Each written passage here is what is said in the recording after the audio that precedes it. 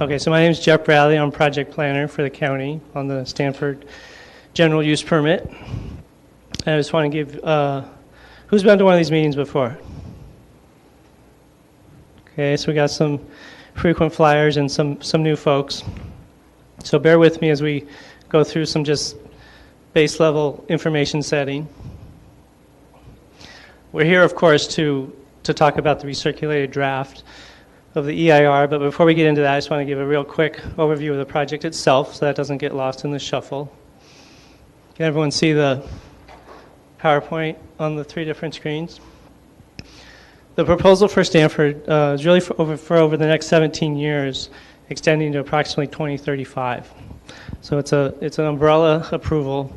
It would be an umbrella approval for a significant amount of new development to allow the university to grow pretty much consistent with its past growth patterns over the next 17 years or so. So the bulk of that is what we call academic or academic support space. And that's basically all the development that you see on campus that is not a parking structure and is not any other type of development. It's really the academic buildings and all the other buildings that support the academic mission. So it's 2.275 million square feet. That's about a 1.2% growth rate over this 17-year planning period. In conjunction with that, there would be 3,150 what we call dwelling units / beds. What does that mean? That means some of them are for faculty and staff. Those are regular, what we would think of as dwelling units. There would be 550 of those, and then 2,600 student beds for both undergraduate and graduate students. There would also be 40,000 square foot of new childcare and or trip reducing facilities, 50,000 square feet of what's called construction surge space. This is temporary trailers that are brought in to allow for the process of maybe tearing down a building, putting people in some temporary offices, and then moving them back into a new building. That's why it's not in bold, so it's temporary. And then also a request for a 2,000 space parking reserve that would require Planning Commission approval if certain criteria were met. And then to support all this, there would be needed updates to the Stanford University Community Plan, which is part of the county's general plan and is a special part of the general plan that just applies to the unincorporated lands of Stanford within the county jurisdiction. A little background. The county did a very exhaustive environmental impact report working with ESA, Environmental Science Associates. Can someone help the lady in the back? Thank you.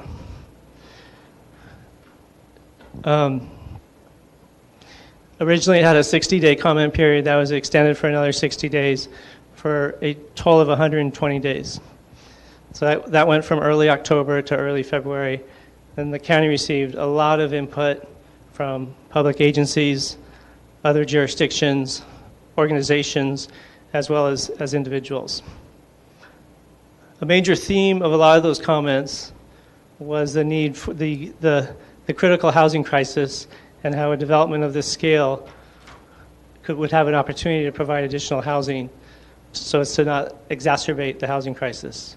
And as a result of that, the county, at the county's direction, the consultants and the planning team at the county developed two new, what's called alternatives, project alternatives within the environmental document. Alternative A, we sometimes call it the full housing alternative, would basically provide enough housing to meet all of the housing demand created by the employment coming out of the academic and the academic support space under the proposal, that 2.275 million number. So that's over 2,500 additional units on top of the 3,150 that were proposed within the project.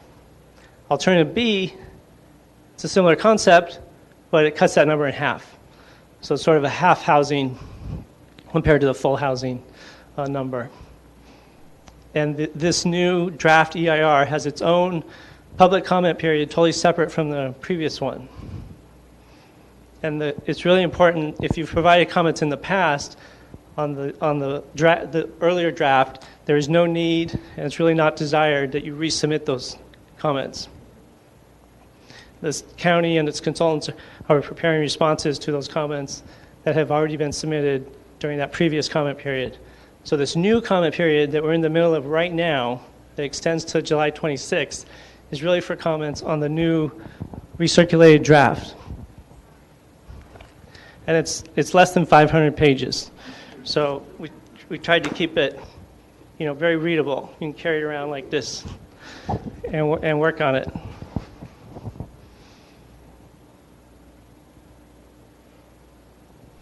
So I wanted to point you sort of give you a directions into kind of once you dig into this document, really what you're looking at in context of the larger draft that some of you might have been familiar with, that is in volume 1 and 2.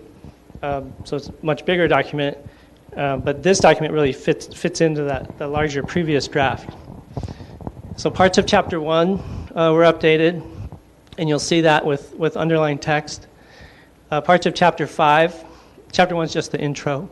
Chapter 5 is environmental setting, impacts, and mitigation measures. Chapter 6 is other CEQA issues, and Chapter 7 is the alternatives themselves. The other alternatives that were in the previous draft are still in there. The no project alternative, the reduced project alternative, historic preservation alternative.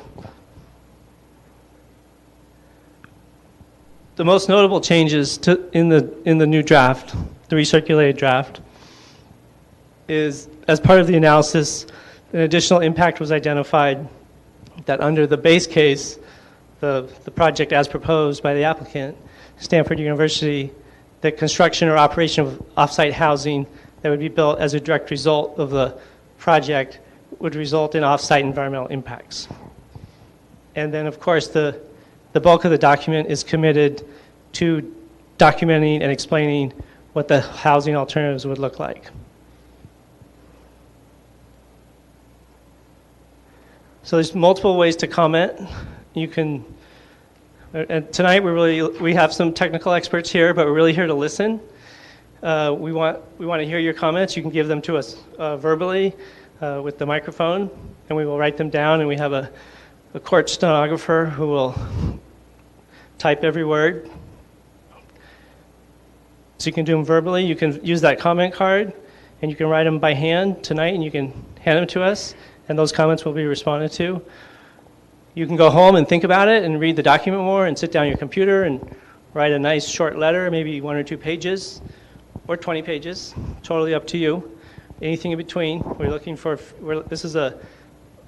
this whole process is intended to generate community engagement and community feedback, and to get honest to goodness input from the community. And once you have that letter, you can mail it to us at that address. You can email it to David Rader, who's this nice gentleman sitting right here in the front row. You can hand deliver it to the county. You can fax. Well, please don't fax it to us. We don't have a fax machine anymore. We do. So end of business on the July 26th, 5 o'clock. That's the deadline. I wanted to give you a quick overview of the next steps. This has been a long process. It's been going on since the end of 2016, I believe. So sometimes it's easy to kind of forget where we are in the process, but things are starting to move. We have another meeting just like this, but in Palo Alto on July 10th to get additional input from the Palo Alto community.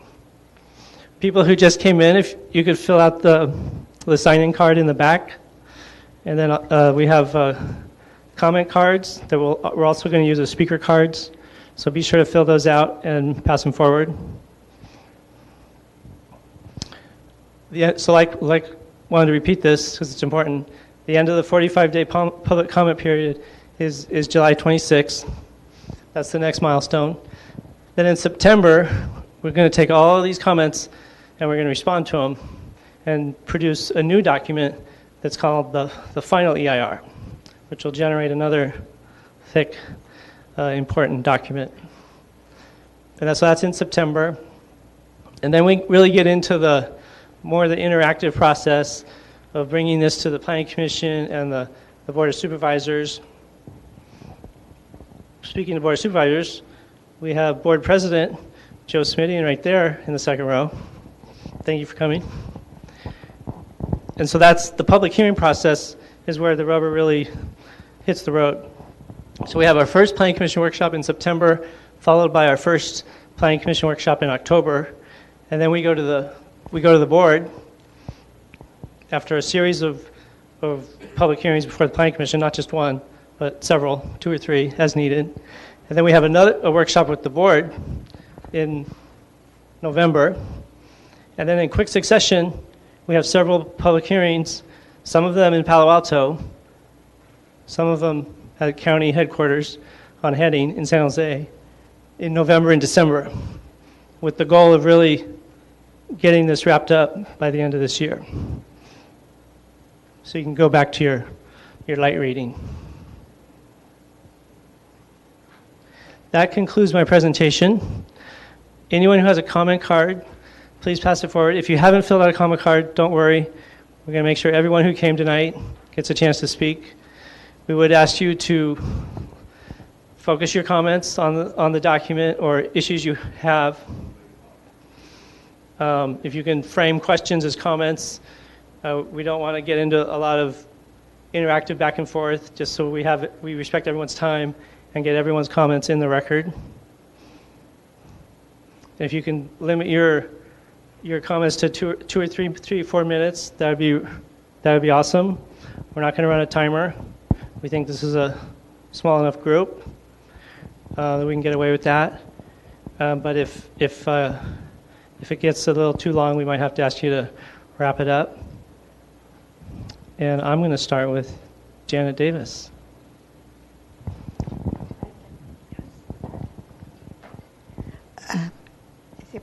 Is it working? Okay. The original GUP was unanimously protested against, based Closer. Can you hold it closer to your mouth? Okay. The original GUP was protested against unanimously, based mostly on the traffic and the housing issues. And then alternative A and B purport to show that these alternatives would have a greater negative impact than the original one. So you're going to get a lot of opposition.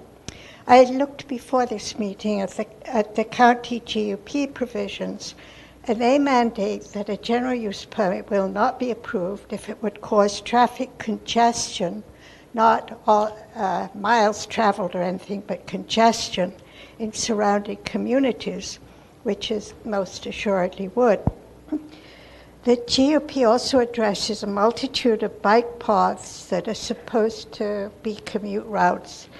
That's not so. And at page 38 of the Stanford bike plan, it states that Stanford University would pay for bike improvements on Santa Cruz and Alameda. I'm part of the county task force for that, and as far as I know, Stanford has made no overtures to the county for that. The no new net trips analysis is pure magical thinking. It is completely frivolous.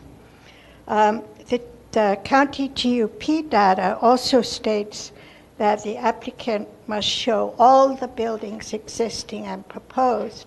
Right now, what we have is a pick and a poke. Nobody knows whether whatever will happen in the next 35 years. We don't know what Stanford plans. We don't know where they plan it. And even Stanford changed its plan in the last GUP. They moved a proposed building from one side of the campus to another. I live in Menlo Park, unincorporated on Alpine Road, And I can tell you that the traffic data is just completely erroneous. I live just a few yards from the intersection, and sometimes it takes 6 iterations of the traffic light to get through the Alpine traffic light. And that's just intolerable. I might have other comments that I will write, but those are my main ones. Thank you, Janet. Do we have another speaker? Commenter? Okay, I'm going to go to my comment cards.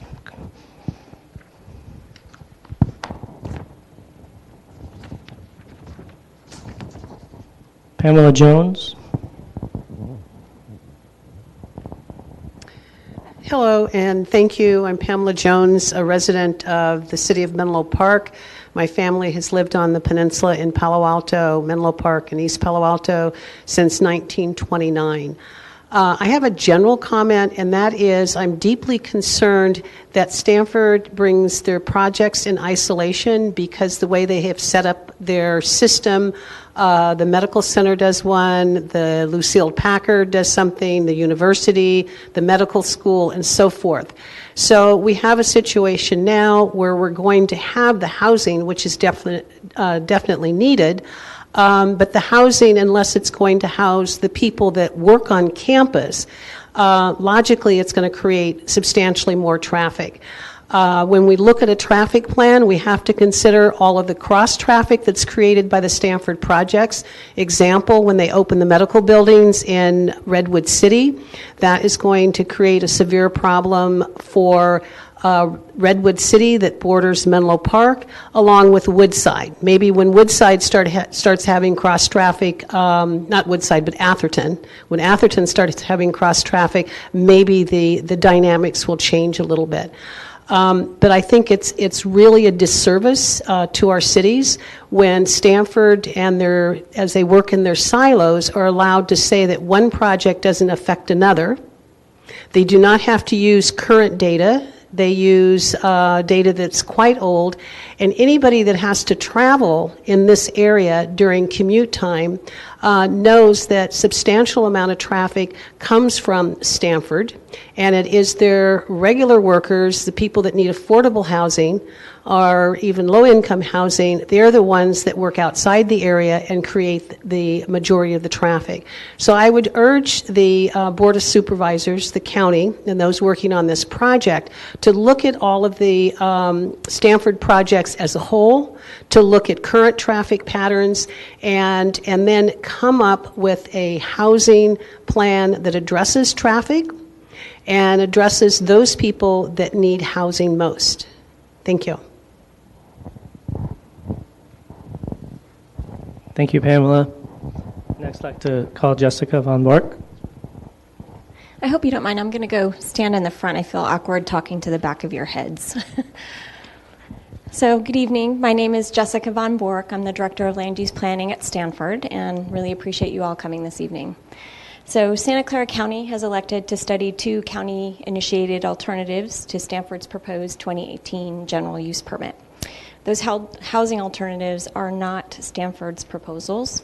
The county created the housing alternatives to evaluate the environmental impacts that would occur if Stanford were to provide housing on its lands for all the population growth associated with the 2018 general use permit. However, the housing alternatives would exceed Stanford's historical growth rates, adding 2.5 million square feet of development on top of the development proposed under the general use permit. Stanford's proposal, by contrast, would continue the balance of academic resources and housing that has occurred in the past. When making our application, Stanford determined that there was one location that was most suitable for high-density, transit-oriented faculty staff rental housing, and that's our quarry site. The Stanford Arboretum area separates the quarry site from our most of the core academic campus so as not to disrupt the teachings and the collaborative research in the core area, and is across the street from the Palo Alto Transit Station. Stanford proposed 550 units at this location at a density of 40 units per acre.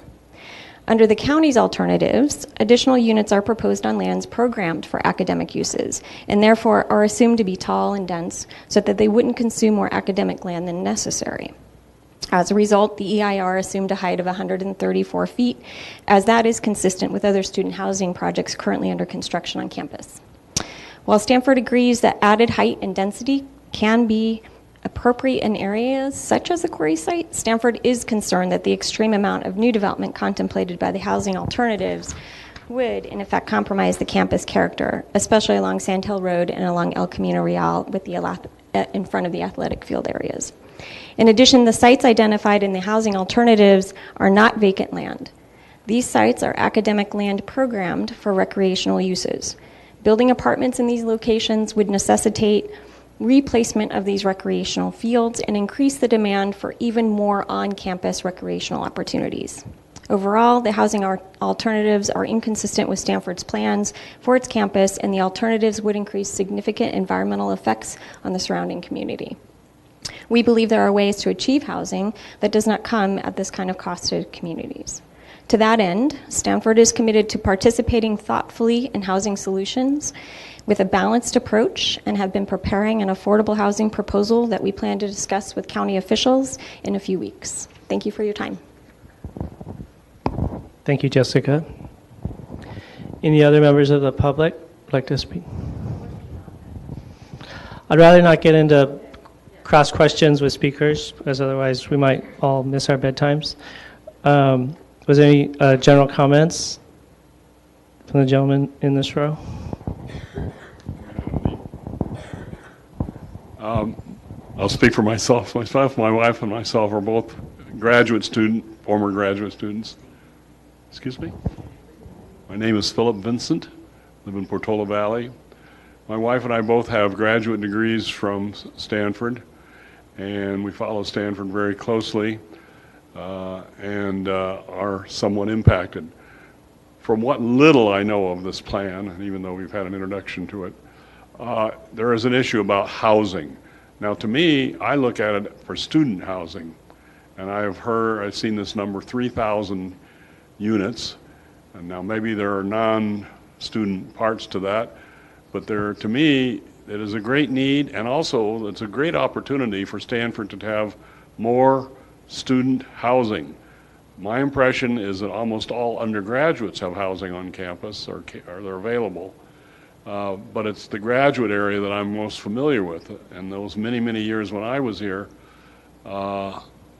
students lived all over. I never lived on campus, had various types of rental housing when it was much, much cheaper than it is today. And so I was never on housing, and also with my friends who were alums of little college I went to, lived either at the old across from SRI, that area, or lived in various kinds of units. So my feeling is that Stanford has this wonderful opportunity. It's all this land. Now, I know they try to restrict it, and some of the comments you just heard probably says we're effectively saying, no, we can't go across Juniper Cerro or whatever. Whatever is done, I applaud Stanford for putting in more housing. A side point of putting in more housing for the students, I would emphasize, maybe some faculty, one I would emphasize is that means should in a sense mean less traffic going on in our local community. So I appreciate the fact of this tremendous increase in traffic, but insofar as you have students living off campus, they're using, if not possibly bicycles, but a lot of cars might come into campus and be part of this traffic. So most students are going to, if they lived on campus, they're not going to be using their cars, and they're not going to be, and there actually could be a decrease in traffic. I simply don't know that, but I'm suggesting that that may be a possibility. So again, I want to restate that I applaud Stanford I could applaud Stanford for a variety of things. I agree the traffic issue is a big issue, but it's not just Stanford. It's growth of all kinds of high-tech industries or companies around here and other companies. And so we have a housing issue. I wouldn't say a crisis or anything like that, but there is a housing issue. Last thing I will make, seems unrelated, but last night we saw the documentary on Marin County and how Marin County had, and we think it's wonderful because we go up to the park area up in there and the various country times, but it makes it wonderful, and people there saved a lot of property. But finally, one person said what is obvious, I guess to me as a somewhat urban oriented economist, it has driven up housing prices. So the more land that you keep out of use, the more you're going to probably, around in our area, drive up housing prices. So it's an ancillary or unintended consequence of doing this sort of thing. I'm just making that as a side remark, in that anytime you restrict various kinds of development, it may be good. I have mixed values on that. I know this preservation of Marin was nice, but insofar as you restrict housing or other kinds of development, you're going to drive up the land prices around here. Oh, can she do it? My wife, please. My name is Margarita Vincent. I also live Margarita Vincent. I live in Portola Valley. Stanford, associated with Stanford. And I also feel that from another point of view, my son was a nurse for a while at Stanford Hospital.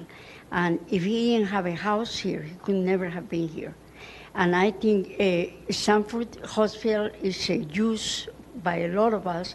And I would think that they would have to divide, some land for nurses and maybe some of the doctors, because I know that they have a terrible hardship. I spoke to some of the nurses there. I've been there quite a few times, and they say that driving, during the morning to arrive at, very early in the morning to do a short until late at night and being tired was extremely hard on them. So that's my take on that. Thank you, Margarita.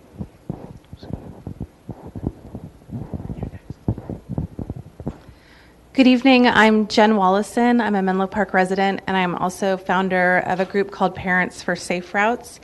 And I think our community right now is experiencing, I know you didn't want to use the word crisis, but I think we are experiencing a housing and a transportation crisis.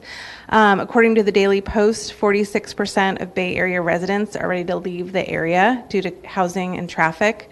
The Mercury News said that in San Mateo County, I know we're talking Santa Clara County, but it can't be that different, or it could be worse, that you need $60 an hour to afford a 2-bedroom apartment.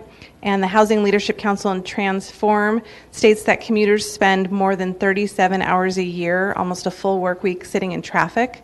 And I think when we look at the workers on Stanford, not the students or the professors, but the people that are working in the kitchens, the nurses, the maintenance workers, these people cannot afford to live here, and they're becoming mega commuters, and the quality of their life is deteriorating rapidly. Also, they are cutting through our local neighborhoods and making our local streets more and more congested and unsafe. And we need to maximize all of the affordable housing and housing possible for these workers. I respect Stanford's point of view with wanting to maintain their campus character and their recreational spaces. However, I do feel like those are nice to haves, and our entire region is grappling with some major life and death issues of homelessness and real serious issues, and we're all having to adapt. Every city is discussing these issues, and I know Stanford would probably prefer to live in a bubble, and it's a beautiful campus, but we're all having to address this issue, and I think it's incumbent on Stanford to do their part to be responsible community members. Thank you. Thanks, Jen. Kathryn Poulter next.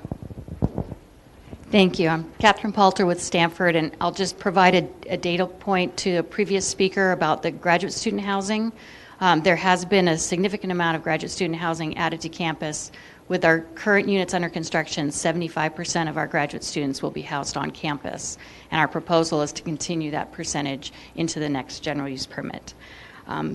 But I would like to speak to the potential traffic impacts of constructing far more faculty staff housing on Stanford's campus than we have proposed. And what may appear on its face, the recirculated draft EIRs, what may appear to be counterintuitive conclusions that more housing on campus equals more traffic. There are 3 types of trips associated with housing occupied by a Stanford person. There's the commute trips by the Stanford employee, there's the commute trips by their spouse or partner, and then there's all the other home-based trips necessary to run a household, such as errands and school and those sorts of things. The original DEIR assumed that Stanford employees who are not housed on campus would live throughout the Bay Area.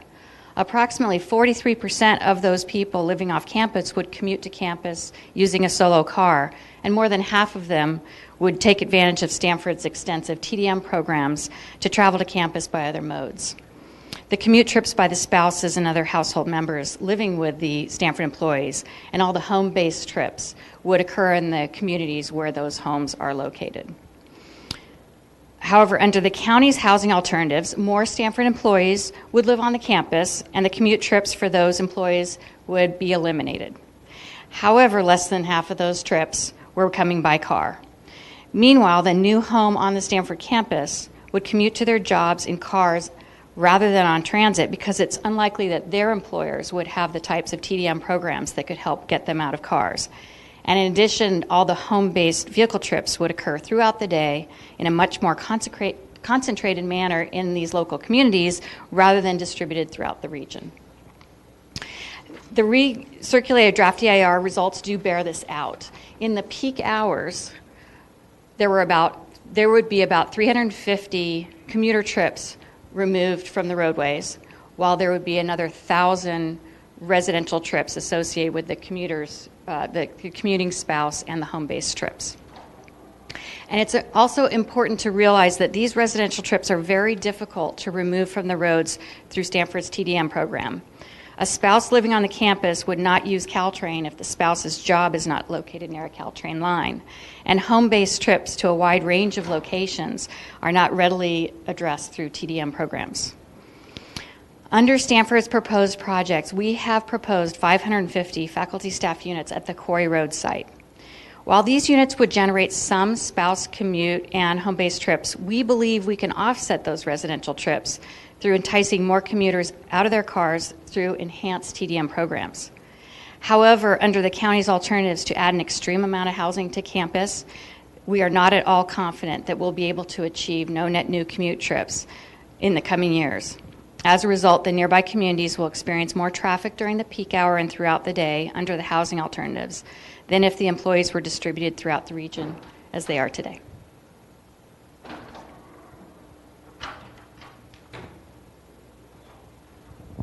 Thank you, Kathryn. We'll come over to this side of the room, and then we'll come back over there, and then we'll work the middle part.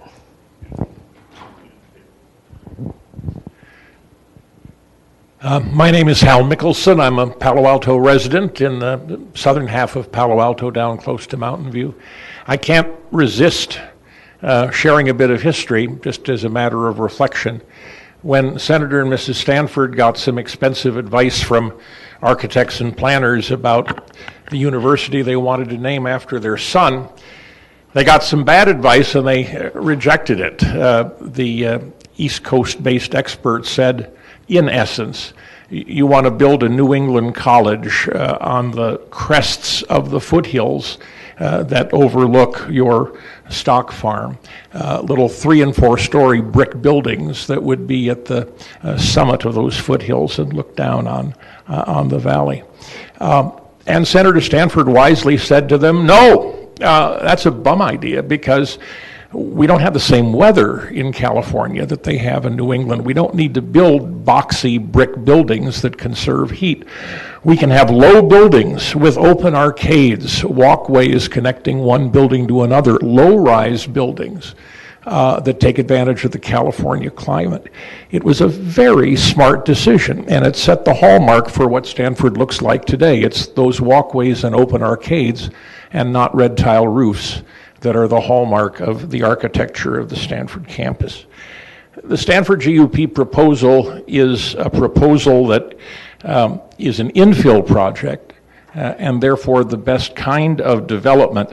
But Stanford has wisely put limits on how much growth upward is going to be part of what it does. And that's my point. Stanford itself is the best judge of the density appropriate for development on its campus. Stanford should be given credit for its exemplary stewardship of its real estate resources. If you start out in San Jose and you drive to San Mateo Creek on Highway 280, the open space you see is the open space that Stanford has provided for and promised to us. As in recognition of what Stanford has done in responsible use of its lands, it should be treated with fairness and given flexibility in these circumstances. So, a couple of points. Fairness. In fairness, there's nothing sinister about Stanford having done one plan for the hospital, one plan for the medical center, another plan for Lucille Salter Packard, and a third for the GUP. That's forced on Stanford because the hospital and Lucille Salter Packard are within the city of Palo Alto jurisdiction, and the GUP applies to the county jurisdiction. Stanford has no choice about presenting those separately. Second point about fairness. If we're talking about a figure of $68 per square foot or some other number as an affordable housing impact fee, the issue should be fairness. What have other colleges and universities been required to do in that area? And finally, let's recognize Stanford's exceptional stewardship of its lands by giving it flexibility to decide whether the additional housing is needed on campus or should be provided in some other way. If Stanford is given additional options to put it on Stanford, I think Stanford will use that wisely. Thank you, Hal. Do one more speaker over here, then we're going to bounce over there. Thanks. Hi, my name's John O'Connell. We live in Los Altos Hills, but we're in Palo Alto Unified School District, so we're just near the Page Mill intersection. We moved here in 2000, and our youngest child went to a school called Nixon on Stanford campus. Today it would be very difficult for my wife to be able to get our daughter to Nixon School and back. The roads are just totally congested. If you try to travel on Junipero to get from where we live to Stanford campus, Stanford Hospital, the schools, doesn't matter which direction, you can't, it will take you 45 minutes to be able to make that travel. So I read the first EIR, and when you employ consultants to put together massive amounts of information such that nobody can either really understand it or challenge it, and then claim that there's been no increase in net commute trips. The last meeting we attended, almost everybody in Palo Alto was complaining about, even today, before they do this expansion, the traffic impacts and the fact that things have dramatically changed. The other thing is, all of this construction has massive numbers of vehicles coming in and out of Stanford campus, and this is going on. It's not something which is a 6-month project and it's over. It's constant. So Stanford is not recognizing the impacts they're having, and they're using language like no net new commute trips. And if you look very carefully as to what that means, it's a figure within a precise time periods during the commute. It doesn't say that the roads are not completely congested. It just says that in that time period, there's no net new commute trips. Well, there couldn't be, because I don't think you could get any more vehicles on the road. So the other thing that I think is happening is, and the prior speaker kind of alluded to it, it's divide and conquer. First of all, we're divided in jurisdictions. This falls under Santa Clara County unincorporated because most of Stanford land is not part of Menlo Park, which is in San Mateo, or Palo Alto, which is in Santa Clara. So jurisdictionally, we're all divided up. The next thing is, Stanford is not presenting the big picture of everything that they're doing. They're expanding constantly the business on the what is Park, where Tesla and Xerox and SAP and etc. are. They're constantly knocking down buildings on Page Mill and building bigger new buildings, and we don't even recognize the area around the hospital where we used to go to our doctors, because what was low-rise buildings, as the prior speaker has mentioned, is now 4- and 5-story massive buildings. So Stanford is expanding in the hospital front, on the businesses, the buildings which they lease to businesses, as well as the campus program. And they just need to recognize that unless they start to contribute to providing space, so we need more traffic, more roads to deal with the traffic that's there. Those roads have to go through Stanford land. So if Stanford wants to expand, they need to stop dividing it up and presenting piecemeal the picture, and they need to start to work with the different jurisdictions to come up with some real solutions to the problems which they're creating. And I think keep disguising it under these massive documents is not really appropriate. Thank you, John. Welcome back.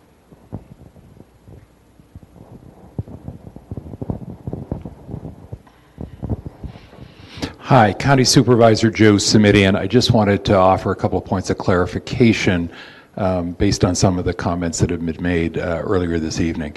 And the clarification is this. It is inaccurate, or it would be incorrect, to characterize the housing alternatives that are part of this recirculated EIR as proposals from the county. And I just want to be very clear about that. There's one applicant. The applicant is the university, of course. In the initial application, which was the basis for the draft environmental impact report, there was an analysis of the impacts undertaken, and one of the impacts that was identified was the fact that the housing, which was part of the proposal, was inadequate to meet the total housing demand identified by the environmental impact report. That then generated questions and concerns, as Jeff has indicated earlier, about whether or not additional housing might not be called for. The concern about calling for additional housing is that, as the discussion has already indicated, additional housing brings with it some additional impacts of its own.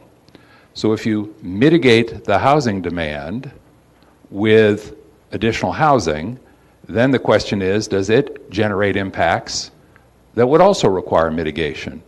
And the point that perhaps wasn't mentioned, Jeff, all due respect, is that if there's a housing alternative that is ultimately considered and acted upon by the board, that housing alternative presumably would also be subject to mitigations. Am I correct in my understanding on that point? So I don't want people to leave with the misimpression, number one, that this is a, quote, county proposal. It is not a county proposal. It is an effort to sunshine now and to allow comment now on what some of the challenges associated with additional housing development would be, so that if at some point the county and the Board of Supervisors considers additional housing, we don't suddenly say, well, gee, we can't have that conversation because we haven't already discussed what the impacts of the housing would be. Now, at some point this could become an endless loop, but it seemed pretty clear, given the level of interest in the community on additional housing as a potential mitigation for housing impacts, that it was appropriate now to say, well, if that's a conversation we're going to have seriously a little later on, we should be sure we study the impacts of the housing mitigation, if any, and make sure that we can talk about how those impacts, including but not limited to traffic, could be mitigated as well. So again, there isn't a county proposal for additional housing. There is a county process underway, and we were all part of it tonight, to discern what additional housing might create in the way of impacts. And again, the point I want to underscore is if there are additional impacts, those are impacts that I think folks would reasonably expect to be mitigated. That's the mix. Jeff, you're our planner, so I want to make sure that if I've misspoken, you clarify or correct anything I've said for the record. All of that still okay? Okay. With that clarification, I want to hand the mic back, and I apologize for inserting myself into the comment period, but I have to run off at 7 o'clock, and I didn't want to leave that unsaid. Thank you. Thank you, Supervisor Midian. Anyone over on this side? Be sure to state your name. Hi, I'm Steve Van Pelt, a resident of Menlo Park, and I'm totally overwhelmed by data here. I've been trying to find some very specific things. I'm hoping to take advantage of some of the experts in the room because I'm really concerned about the Marguerite. I'm trying to be more specific. There was a Marguerite that used to run 2 blocks from my home, but because of traffic generated and not controlled by Menlo Park, Atherton, and the county, it's changed its route to Marsh Avenue. So I not only have no way to get directly to campus anymore, because I am a volunteer if I can get there, I have no way to get around because there are no Samtrans buses that services me either. The thing I'm concerned about is when we're transitioning from RM2 to RM3 now, I know there were a lot of funds that came out of RM2 that were originally destined to go to Dumbarton Rail. And since it wasn't running, they were used to fund the Marguerites and the AC Transit buses. So is there adequate funding? Is the level of Marguerite and AC Transit going to continue? I mean, I'm hoping that the service is expanded to other parts because it really is designed to serve Stanford. If you can get onto the Stanford campus, you can get anywhere. But it's hard to get there right now unless you're on a single bike or a single vehicle, single occupancy vehicle. So are there some people that could comment on that for me?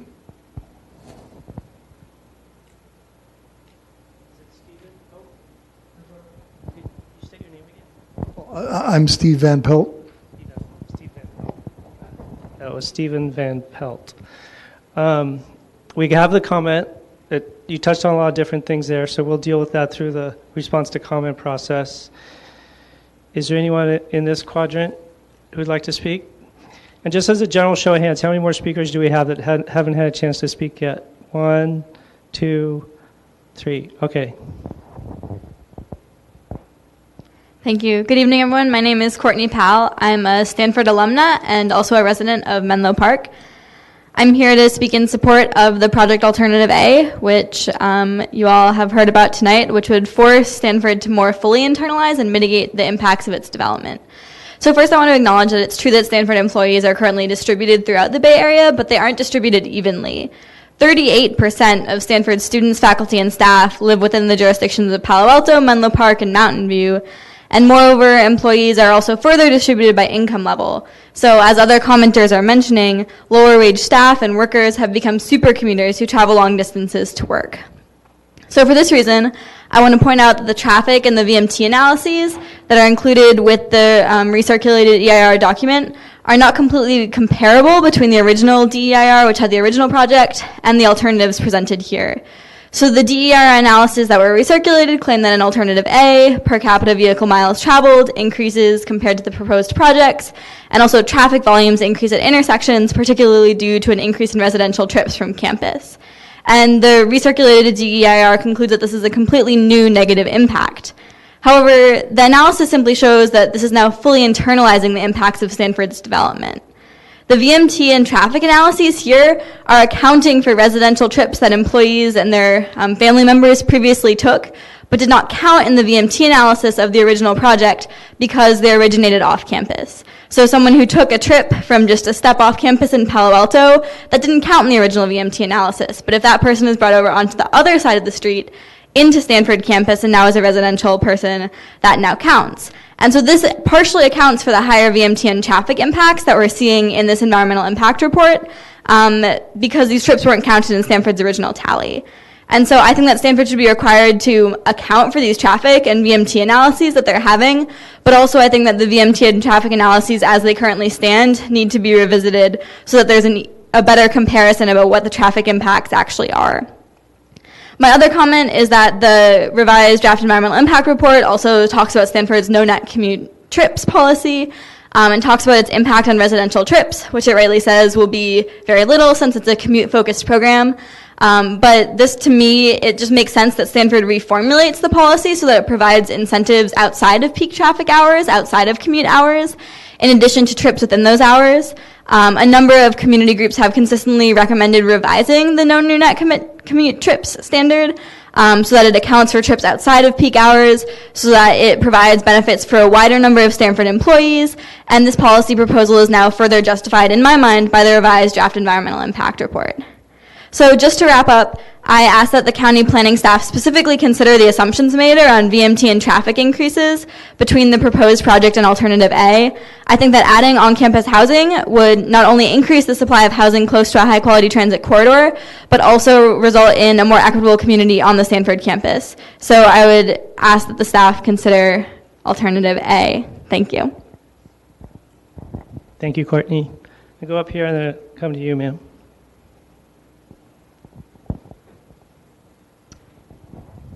Sound shrill, stop me and we'll do something, okay? That's too loud. Okay.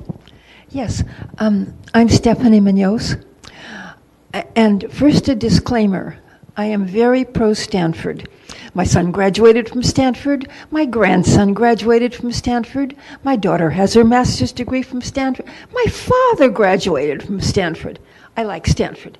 However, Stanford's opposition to housing 100% of its students, faculty, staff, and the workers in its tenants' businesses is dismaying. Does this sound good? Okay.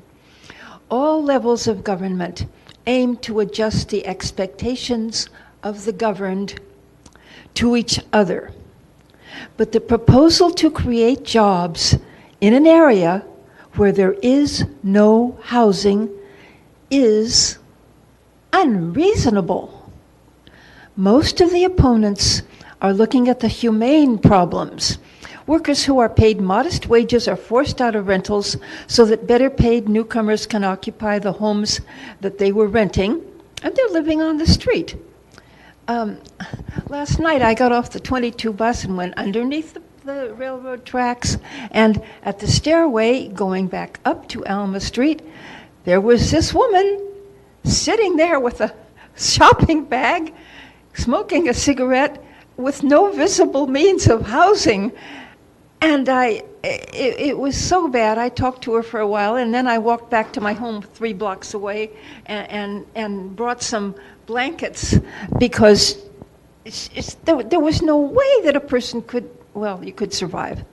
And on my way, some other sympathetic people who were unloading saw me with my shopping cart full of blankets and stuff, and they ran after me with some soda cans for me. People are so good. It really has brought out kindness and goodness in people, this terrible situation. But that's a digression. I shouldn't take your time with it. At any rate, even setting aside the humane concerns, this is not a feasible plan. If you have 100 seats in your restaurant and you buy and you cook food for 100 diners, you have to have enough plates and silverware. To have the diners come and stand in the vestibule hungry because you have only 55 place settings is preposterous. It is just not businesslike. We have already seen this happen. In the 60s, after the USSR put up Sputnik, Professor Terman the Younger saw an opportunity to utilize Stanford's undeveloped farmland with the abundance of talent, mathematics, and scientific skill to make the sine qua non of technical centers, and they did. we shouldn't neglect Mrs. Stanford's intention, which was different. She already had all the money and all the power. The husband was a governor and a senator. They had the Transcontinental Railroad. She wanted to create a population of the poor boys of California which would recreate the promise of her dead child. After all, God can't give all of them typhoid fever. In fact, she rejected offers of financial help which would dilute the sacredness of her creation. However, Palo Alto obligingly rezoned the Stanford foothills from housing to industrial.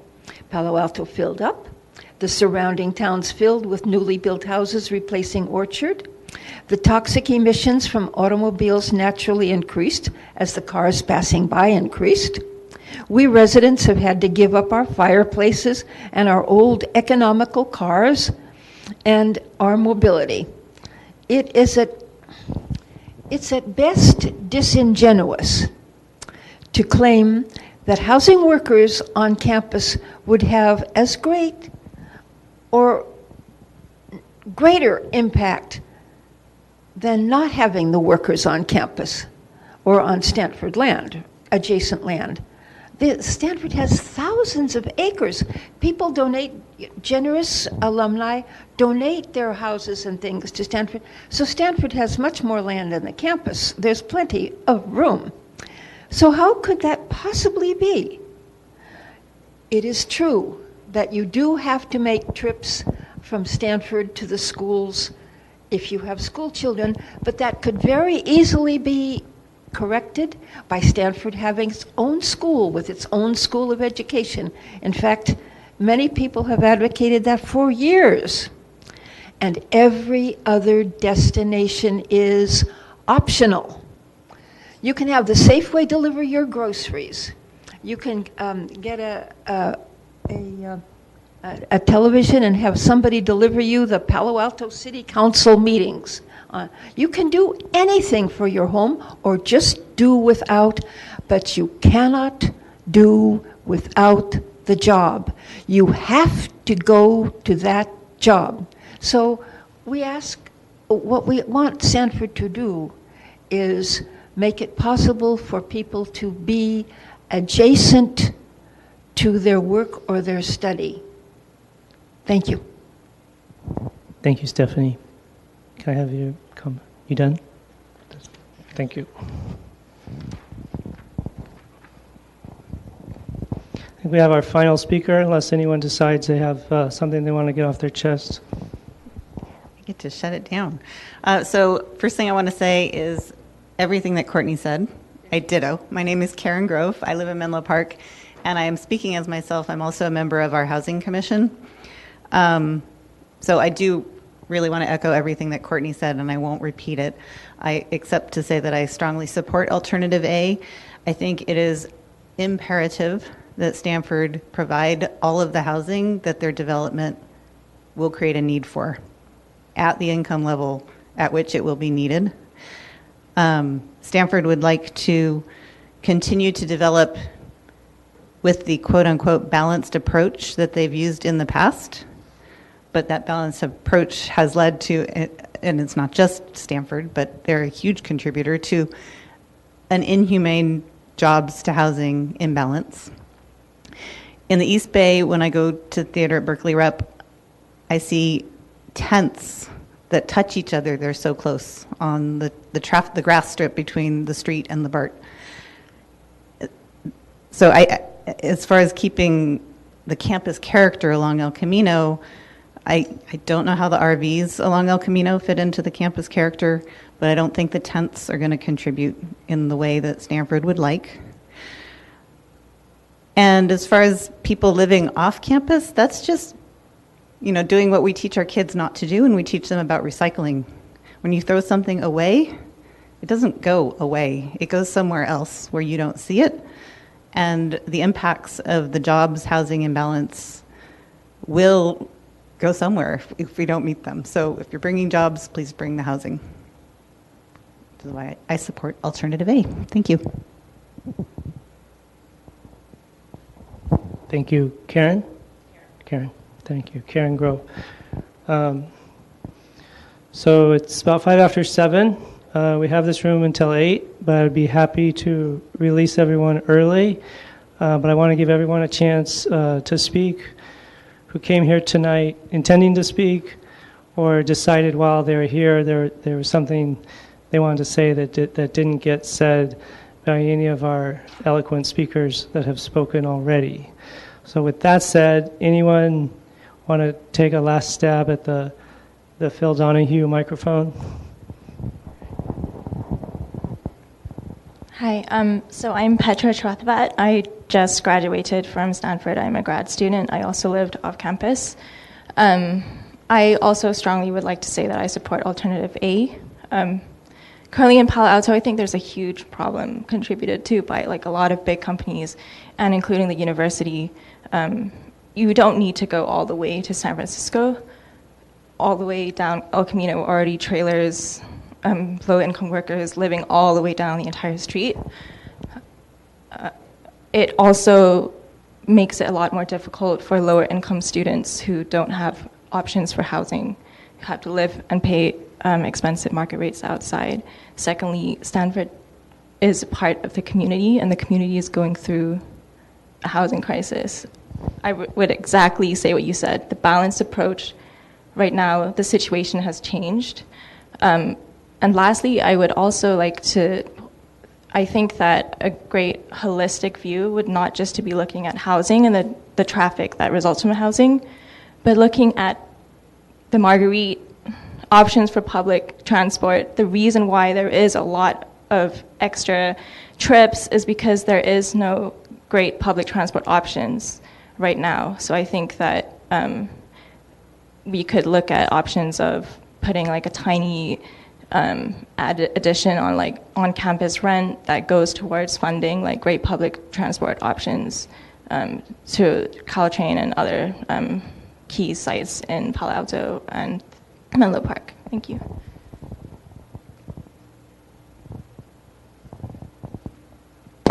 Thank you, Petra. With that, I'd like to thank everyone who came tonight. If you have any written comments, you can pass them forward. I see a couple of people over here who didn't get a chance to talk. We'll start with Mary. Hi, I'm Mary O'Kiki. I live in Palo Alto. I've been here since 1998. Watched a lot of changes. My husband's been here since 1984. So a lot of changes around here. But I'm very curious, and this is a question, a policy question, sort of for everyone to consider.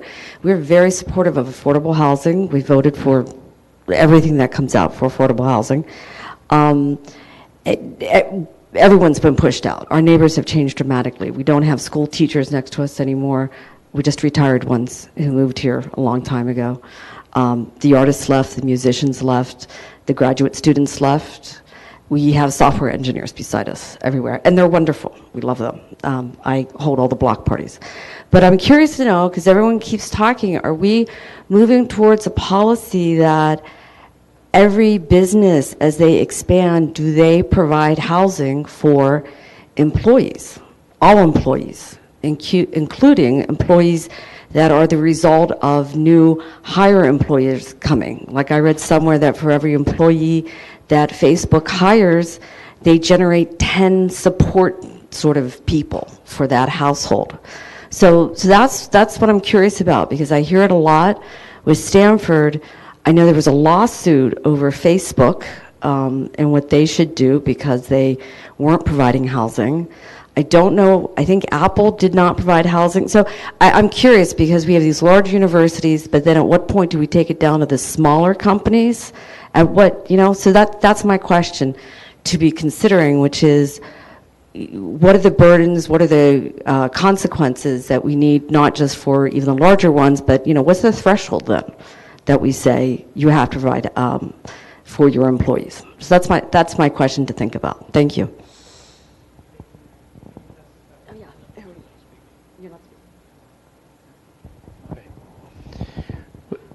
With that, I think we have almost a saturation rate on the speakers. Looks like everyone has spoken who wanted to speak. I want to thank you for coming out. I know you had a lot of other options of how to spend your evening, but hopefully you still have time left tonight to do your other fun stuff. But please, if you have if you handed in a comment, I thank you. But if you think of something else, don't hesitate to email or send us a letter. For those who just were comfortable speaking tonight, those comments will be transcribed by the transcriber over there, and that'll go into the official part of the record, and all comments will have to be responded to through the environmental review process. That's known as the response to comments, and when you see notifications coming out about a final EIR or an FEIR, think, okay, that's where they're responding to my comments. Final EIR, response to comments, it's all the same thing. That's a whole nother document. But with that, I encourage you to stay involved with this important process on this important project. And thank you again for coming. And with that, I adjourn the meeting. Thank you.